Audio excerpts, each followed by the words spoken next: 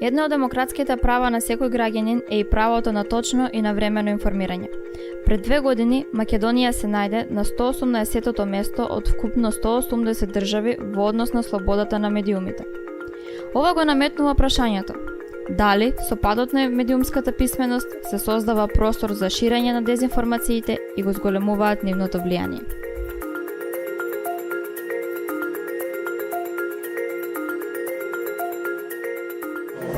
Генерално точна информација во која што се додадени одредени делови кои што се неточни или лажни. Под појавот дезинформација јас подразбирам погрешно пренесени информации, едноставно лажни информации.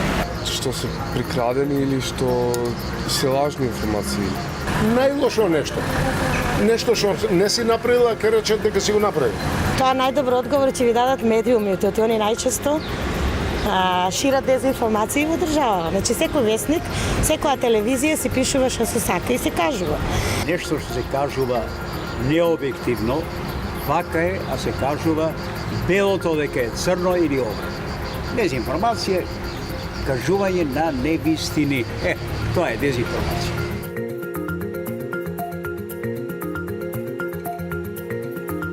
Дезинформациите врз јавното мислење влијаат така што некој дел од народот ги прифаќаат и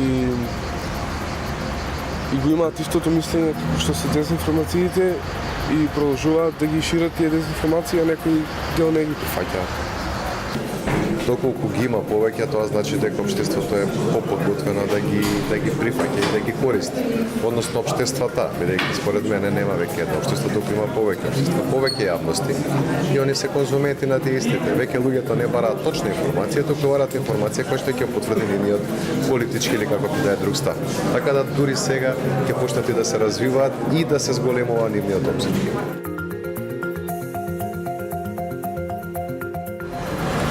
Не би знаел да кажам, ама. Кој може да биде? Некој со лоша душа. Со лоша душа, со што друго? Што мисли лошо на било кој обичен човек? Политиката никој друг. Влијанието на политиката.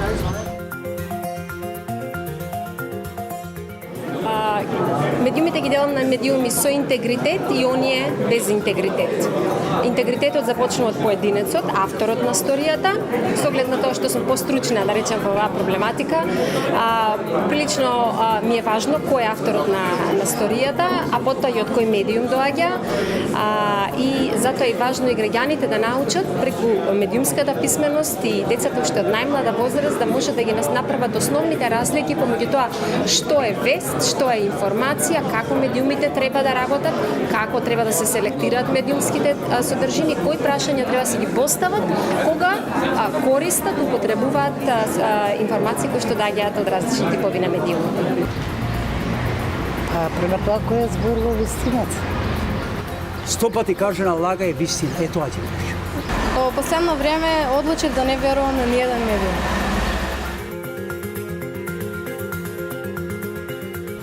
Да, ја помојдиш не да. Мора да се знае што се работи, што се уради. Помојдиш не. Па, јас мислам дека до негде се закана со тоа што се случуваше Америка и со изборите, и не мора, значи, зависи до општеството во кое се случуваат. И те како се закона, посебно за вас младите. Ние си го поминавме својата, ама вие треба нешто да смените.